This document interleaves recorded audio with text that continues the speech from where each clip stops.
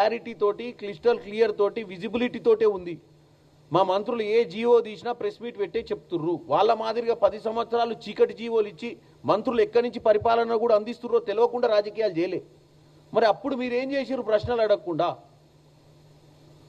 కాళేశ్వరం కట్టే ముందు కాళేశ్వరంకి జరిగినటువంటి ప్రాజెక్ట్ కాస్ట్ ఎందుకు ఎస్కలేట్ అవుతుందని అడిగిర్రా? తుమ్మిడి అట్టి దగ్గర నుంచి కాళేశ్వరాన్ని తీసుకొచ్చి 30,000 కోట్ల నుంచి 1,00,000 పైచిలకు కోట్లకు ఎందుకు పోతుంది? ప్రజాధనాన్ని ఎందుకు దుర్వినియోగం చేస్తున్నారని అడిగిర్రా?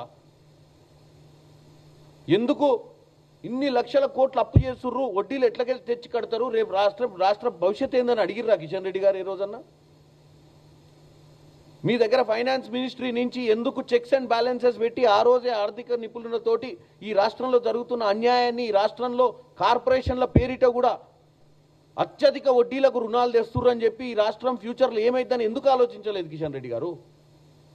అన్నీ ఉన్నాయి కదా మీ దగ్గర అంగుళాలు. అధికారం ఉంది ఢిల్లీలో, మీ దగ్గర వ్యవస్థలు ఉన్నాయి, మీ దగ్గర సిబిఐ ఈడీఏ కాకుండా ఫైనాన్షియల్ వింగ్స్ కూడా ఉన్నాయి checks and balances చేయనికే.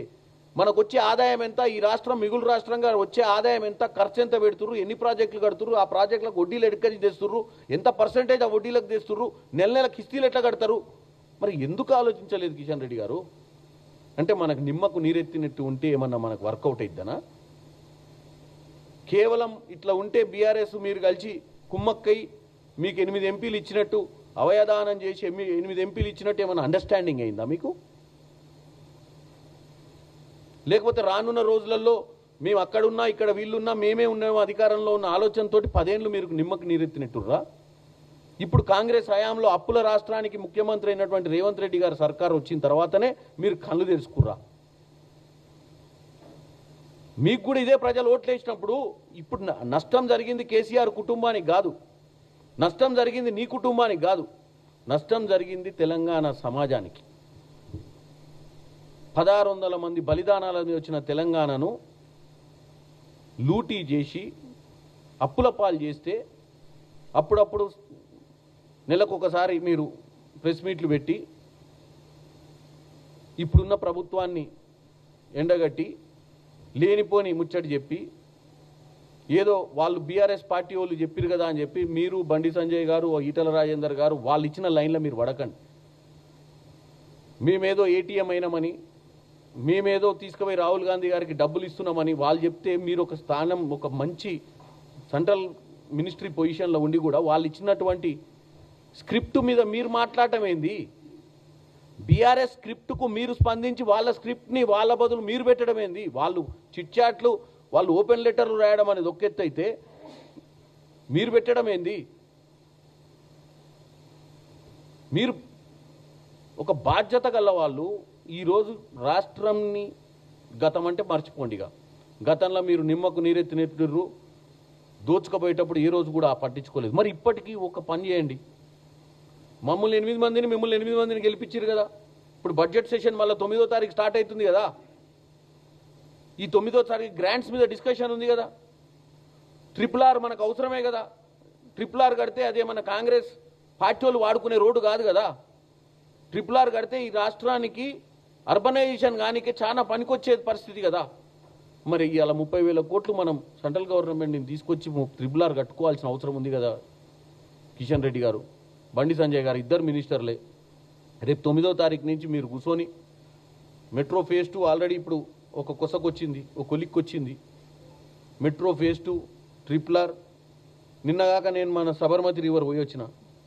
Sabarmati river మీద నాకు అక్కడ ఒక మేయర్ కలిసిండు.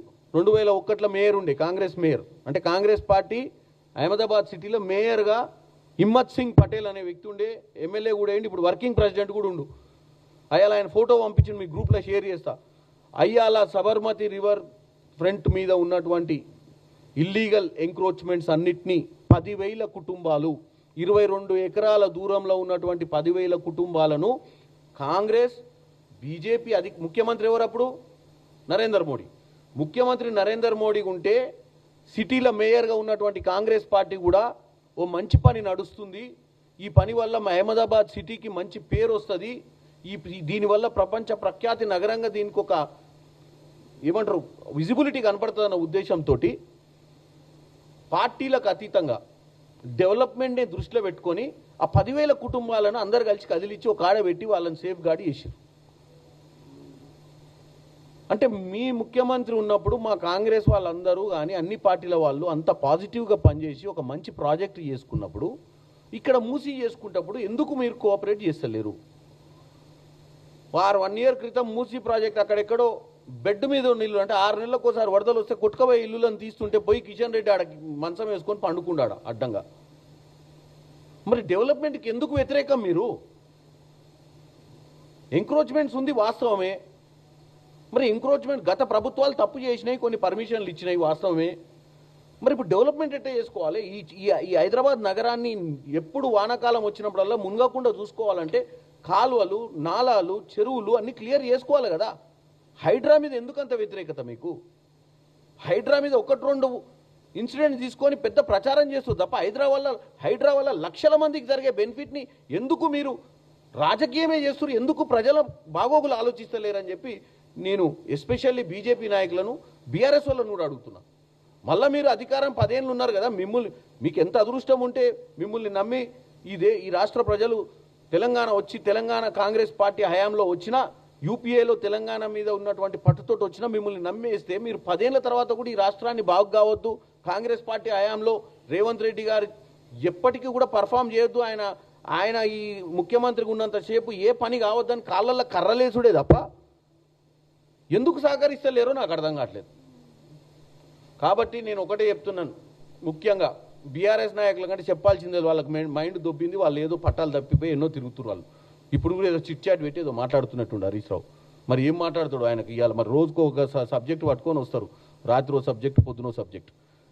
నేనైతే వీళ్ళిద్దరికి చెప్తున్నా, ఇద్దరు బాధ్యత గల రూలింగ్లో ఉన్నటువంటి సెంట్రల్ మినిస్టర్లకు, ఈ రాష్ట్రము మన రాష్ట్రము, మేము అందరం ప్రజలతోటి ఎన్నుకోబడి ఈరోజు మనం పార్లమెంట్లో కూర్చున్నాం. ఈ బడ్జెట్లో ఈ రాష్ట్రానికి మంచి జరగాలన్న ఆలోచనతోటి మీరు పనిచేయాలి. గత 10 ఏళ్లలో ఏం జరిగిందో మీకు తెలుసు, ఈ 2.5 సంవత్సరాలు ఏం జరుగుతుందో మీకు తెలుసు, ఇంకా రానున్న 2.5 సంవత్సరాలు ఏం చేయాలనో మీకు తెలుసు. కేవలం మీరు ప్రేక్షక పాత్రనే వహిస్తారా? దొంగలు పడ్డ 6 నెలలకు కుక్కలు మురిగినట్టే మురుగుతారా? ఏమన్నా ఈ రాష్ట్రానికి మంచి చేస్తారా అనేది మీరు ఆలోచించుకోవాలి. నమస్కారం.